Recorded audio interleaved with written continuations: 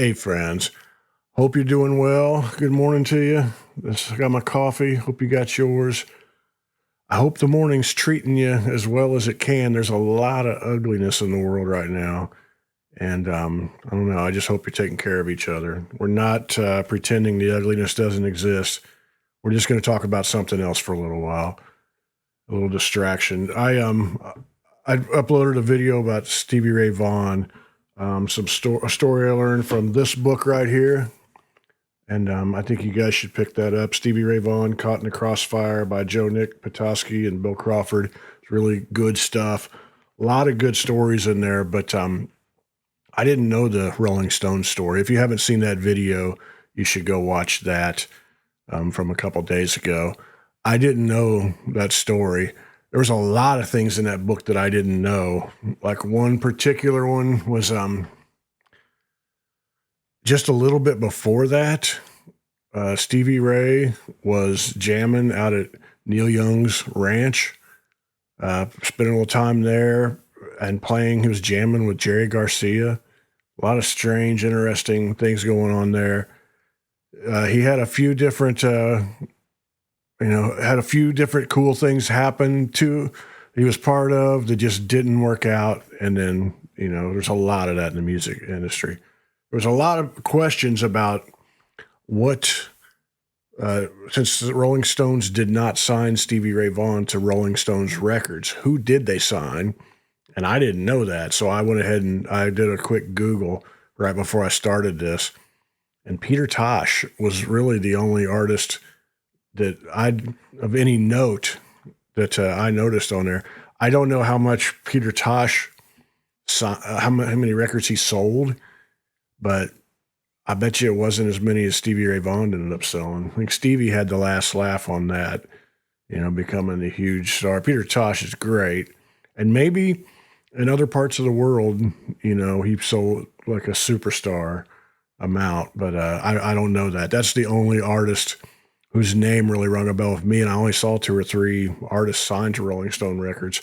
So I'm not sure what to think about that, but I did like the story, and I hope you guys did too. There were other things that I learned from the book. I guess actually learned this from the book, and I Googled around and learned some other things.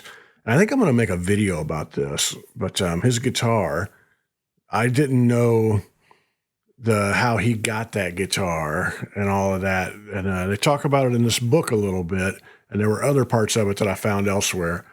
But Ray Hennig at what was it called? Heart of Texas Music, which was on South Lamar in Austin, at a guitar shop there. I believe it started out maybe in Waco and moved to Austin at one time. I'm not sure about all of that. But Stevie would come into that guitar shop, and Ray Hennig was, and he had to have the best stories ever, of all the people that would come into that store, all the great guitar players. But he said that Stevie would come in and he would play some guitars, and he said he really liked him a lot personally, but he knew he wasn't going to buy anything because he just didn't have any money. And so he'd come in and he'd play around, and this is an amalgamation of things that I've read from a few different sources on the internet. Christopher Cross came in, before he was famous, and he had a Strat that he wanted to trade in for a Les Paul, and Ray Hennig said he thought the Strat was a complete piece of crap, but he went ahead and he took it. The very next day, Stevie Ray Vaughan came in and said, I'd like to check out that Strat. And he played on it for a long, long time and really liked it. And he's like, how much is this, Ray? And he's like, you don't want that, man. That thing's a piece of crap. And he's like, no, I really like this Strat. I feel, he liked everything about it for some reason. And that ended up being the Strat that we think of, when we think of Stevie Ray Vaughan. And that I didn't know it belonged to Christopher Cross. I had never heard that. Is that story out there? Like everybody knows that, and I'm just the last one to catch it? Because I've just never heard that part of the story, which I think that's pretty damn interesting. But the Strat Ray Hennig said, I'm guessing other people also, but I'm going to get this wrong. The body was a 63 and the neck was a 62, or vice versa. I don't remember which. 1963 and 62. And the pickups were 1959. They had 1959 marked on the back of the pickups. So they always say it was a 59 Strat. I'm guessing, I'm just guessing this. I'm sure this information's all out there, and I will be proven wrong if I am wrong very, very quickly in the comment section, and that's cool. But I'm assuming that Fender was just making stuff with whatever they still had laying around. When they would change designs, they would still use old parts. So that could have been made in 1963 from a brand new body, last year's neck, and then there's some 59 pickups we haven't sold yet, and put those in there, and all of that was sold as is. That's what my guess would be, but I don't know that. And I'd read that Stevie wore the neck out so bad that they weren't able to refret it, so they had to change the neck out at some point with some other neck, and then the neck got broken at one point, and they had to change it out then. I need to go down the rabbit hole a little bit more, but I think I might make a video, just maybe a quick one, telling the story that was Christopher Cross's guitar. That's interesting to me. There's one account on the internet. It seems like every time you read something about it, the story's a little bit different each time. And I would trust Joe Nick Petoskey, to have gotten the story right. And he didn't mention Christopher Cross, which I thought that was interesting. I don't think that's by accident, but I don't know that. And but I thought it was interesting that Stevie I don't know. I thought all of that was interesting. Let me get a drink of coffee. I'm a little bit dry. There were also stories in the book of Stevie not being, before he was famous, playing at the Continental Club there in Austin, or in South Austin. And, the owner's like, man, you can play anytime you want. You got an open spot in your schedule. You just tell us and we'll fill it with a Continental Club gig. And they loved him there. There was a story about him jamming one night. I forget who it was and what the situation was, but it was Stevie, it was Jimmy Vaughan, and Charlie Sexton, and someone else. And it was so cramped, and Stevie was so far away from his amp that to sing, he had to unplug his guitar and hold his cord out and get up to the mic like that to sing, and then plug it back in and play some more guitar. Just one of those nights. I love those stories. I really love the idea. I've asked my Austin friends, like, what was it like to just walk into some bar in Austin or in Texas and Stevie Ray Vaughan is playing? Say what you will about Stevie, whether you like his music or not. It's the kind of guitar playing that really gets your attention. And I would have to believe, and you hadn't heard, I don't know, it would really get my attention, I think, if I walked into a bar. But most of my friends from Texas were like, man, we were seeing people like Rocky Hill, they're seeing so many greats. We'll say so many great guitar players from, that is coming through or that lived there. He was great, but there was a lot of greats, so it wasn't that big of a deal. So when he came out onto the scene on a mass level, the rest of us were like, what in the hell? This is something I haven't heard in a little while. But also, I'm thinking about Stevie at Carter Vintage Guitars in Nashville 8 years ago. I'm terrible at coming up with dates and timing because everything seemed like it happened either 3 weeks ago or 15 years ago. I'm really bad about dating things. But I remember Carter had, in Nashville, had Stevie Ray Vaughan's Tube Screamer, like the Tube Screamer, it had his for sale. And whenever I say the price, when I would tell people about it, I would say the price and I would think that's just so much. And I would say it's like $6,000. And then I would go back and look again, and it's like $16,000. Because I just can't believe however much they were asking was that much money, that a pedal would be that much money. I'm not saying it shouldn't be worth that because of it was the Tube Screamer that made a whole generation of, blues guitar players go out and buy Tube Screamers, plug it into a Fender amp, and you're supposedly we're getting that Stevie territory. And I had the same, I always say 6,000, but I swear it was 13 or 16,000. I always mess it up for a Tube Screamer. I have a picture of it around here somewhere. I might upload the picture to my Patreon. And if you're not a patron, get involved in that and come join us and support this channel. But I had a Tube Screamer just like it, like the very first early Tube Screamers, and it sounded terrible. But I sounded terrible. I would plug it, and we're talking about a 16-year-old kid. I had that, and I would plug it into a PV Bandit. I'd be like, why does this sound terrible? This sounds horrible. And it did. And I just didn't understand it. And I would turn the distortion up on it, the gain. It just sounded terrible. And I didn't know people. You couldn't get on YouTube and look for videos of how to make a Tube Screamer sound great, stuff like that. And now there's just that for miles, all day long you can watch that stuff. And I've been known to watch it a little bit, but I just completely started hating pedals because they always sounded terrible. I didn't know you turn the volume up on there's 3 knobs on the Tube Screamer.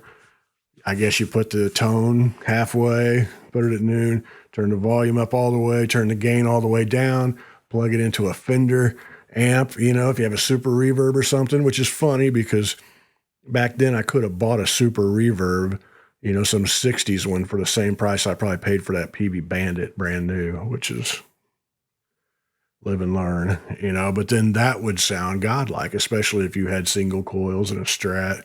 Something that would just be this wonderful, big, wonderful sound. And, but I didn't have that. And then later I'd buy like my first Marshall, like a 1969 or 71 4-import Marshalls, and just plug straight in. It's like, it just sounded great, and I like low gain stuff and it just sounded amazing. So I just pedals suck. I don't need pedals. Those are terrible. So I ended up spending the next 30 years not using pedals at all, or plugged straight into my Vibrolux. Had a 63 Bandmaster that I played through a lot, and just plugged straight into it, turn it up to like 6. It's too loud. It wasn't Marshall loud. It was quieter. It sounded great, and it'd do everything I wanted. Just back the volume knob down and, turn it up when you want to have a little bit more and just play with your volume knob. I did that. It's been 30 years since I've used a pedal on stage other than a tuner, and I haven't used a tuner but maybe twice in 12 or 13 years. I'm getting way off subject. But if somebody would have just told me back then, if I would have had somebody, or if I had YouTube where I could learn how to use pedals properly, I think a lot of you out there probably have had these same moments. Maybe you knew somebody who played in a local band that was really good and had great tone, and they were like, you need to do this, and then it would all be sorted. And I'm not saying people with pedals don't sound great, because I know a lot of people that do, but I always just like plugging straight in. But I went down the rabbit hole really bad a year or two ago, just realizing I want to play at home at a really low volume. And even if you turn the champ up, it's going to be pretty loud. It's going to get a little bit too loud. So I experiment a little bit, but anyway, I'm getting way, way off subject. I remember my earliest memories of Stevie Ray Vaughan. I don't remember how I heard him the first time. And I've never owned a Stevie Ray Vaughan record. So I've never been all in and all that, but I'd always would listen to it and you hear that guitar playing, and I always liked it. I thought the songs were good and all that. I remember the video watching early MTV and the video for Cold Shot, and he's sitting on the couch playing the guitar, and his wife or whoever the love interest is just can't get his attention, where she's dressing in lingerie or whatever, and just trying to get his attention, and she's getting pissed off because all he cares about is that guitar. And at one point she takes it and she smashes it, and he reaches behind the couch, grabs another guitar just like it, and keeps playing. I love that. And at that point in my life, actually for the first half of my life, I had a guitar on 24 hours a day, just sitting around watching TV, doing whatever, playing guitar, just always playing guitar. And it annoyed the hell out of certain people in my life. And I finally stopped that because I realized how annoying it was to people. I wish I kept doing it. I wish I'd just go in the other room by myself, but I could relate to that. And when's the first time that you remember hearing about Stevie Ray Vaughan or heard his music? What's your earliest memories? And then I'll also say, I remember where I was when I heard Stevie Ray Vaughan had passed away. There was a club, like a bar. It was a really cool place called Mugwumps in Indianapolis. It was on Massachusetts Street, and it was down in a basement, little bitty place. And I think I might have been playing there or hanging out. I don't remember which, but my buddy Mike Grimmett told me, he's like, man, Stevie Ray died. I was like, what? And he kind of told me about it, and he loved Stevie, and he even bought the reissued Strat, which was a really, really cool one. And I remember him saying, man, we should go to his funeral. We should drive to Texas. I don't think I owned a vehicle at that time. And I was just kind of like, yeah, let's go. If somebody wants to drive, and it just didn't happen. But I remember being there, and it's just weird, man, losing people young. And I don't know, it was a weird thing and stuck with me. And strange thing, this is a segue, that row of buildings right there on Massachusetts Avenue, Tom Batista, who did a few different episodes, about working with Bowie, working with Parliament, and then this week I uploaded something about him working for Jimmy Buffett for almost 30 years. Tom was talking about being frugal in those videos and about how he was living simple, and he didn't do drugs. He wasn't falling into the traps. He was coming back home and trying to save every bit of his money because he had things he wanted to do in life. And he ended up buying at least one building. I think a couple buildings on Massachusetts Avenue, which has always been a very, very cool little stretch right downtown in Indianapolis. It's always arts oriented. There was always a lot of gay people.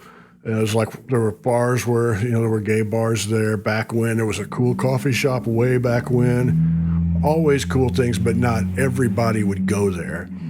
And so he bought buildings, and as time went by, it's became a whole different animal where it is thriving, and everybody wants to go there. And those were very, very good investments he made. And it's nice seeing somebody who's been on the road all those years, for it to turn out well for. And I don't know, I really enjoyed his stories. I love the fact he's attached right here in Indianapolis and has done so many cool things. There's younger people that can realize you don't have to go somewhere else. You can stay where you're at. And if you can find an inn, that's the hardest thing, finding an inn, but you can be based anywhere and do really cool things. That's a really good lesson to learn. He also gave some advice there at the end of the last video that some of the comments, I get where you guys were coming from. How do I say this? I asked him, do you have any advice for young people? Which I don't know why I said young people, but I was thinking about people who are 19, maybe 25, whatever, and are just, trying to get life going. And I remember myself, I really didn't know what to do. And it took me a while before I got going in a direction a good direction.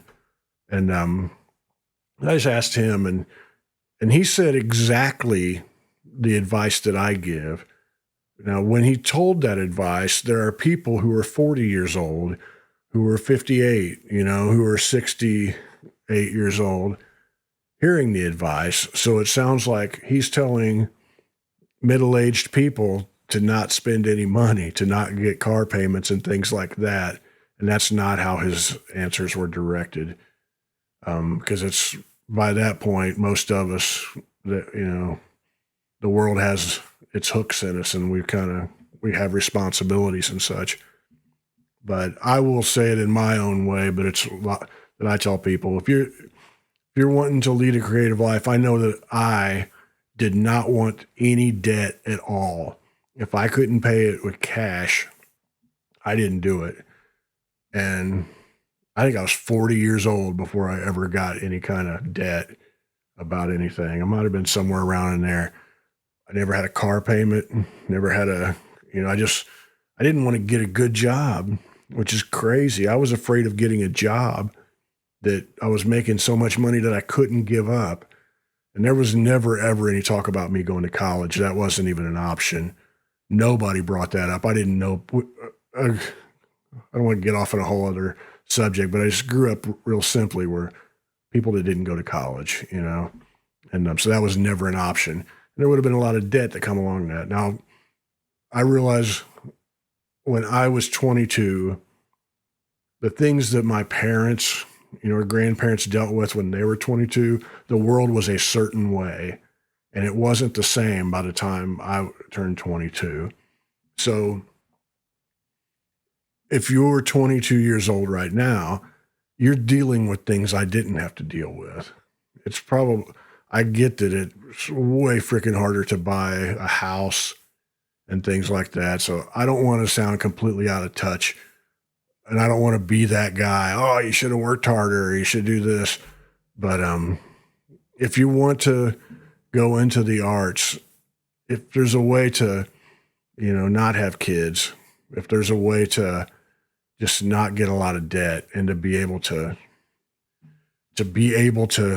support yourself easily, so that you're nimble. When I was 27, I had 10 roommates. I was paying in a 2-bedroom apartment. If something good happened, it was completely easy to go try it.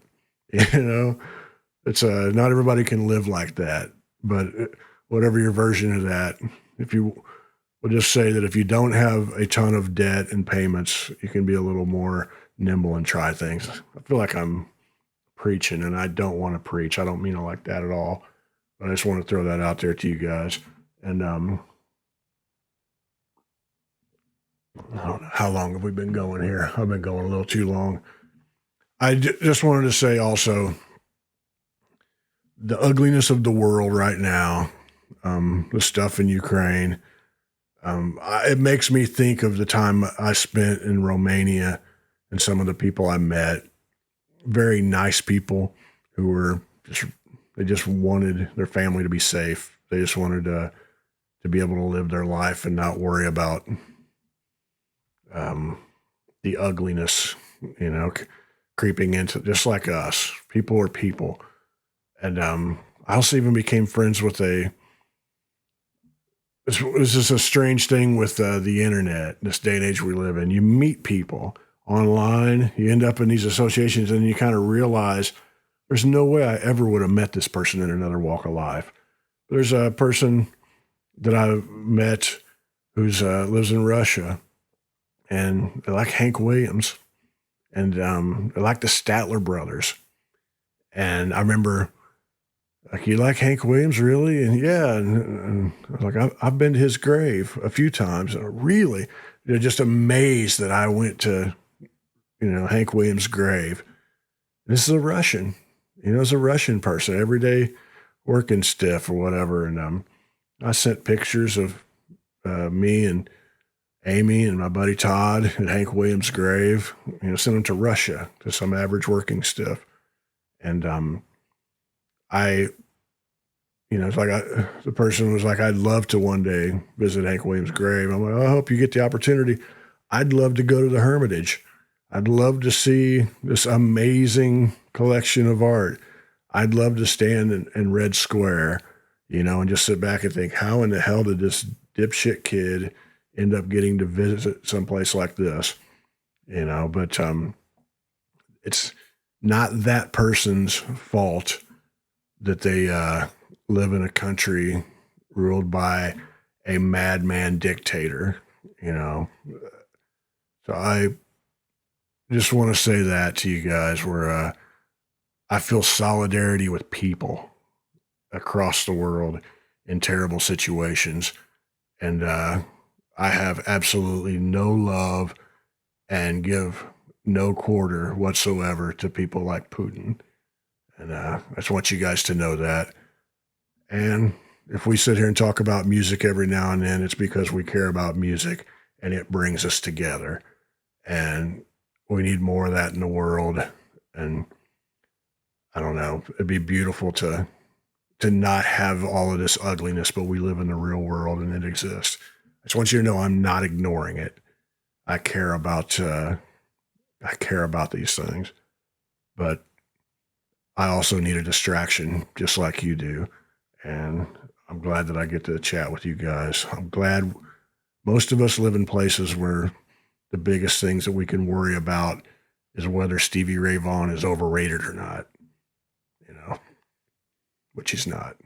Anyway, much love to you guys. I'm going to go turn off. I'm going to go blow up my TV. Plant a little garden.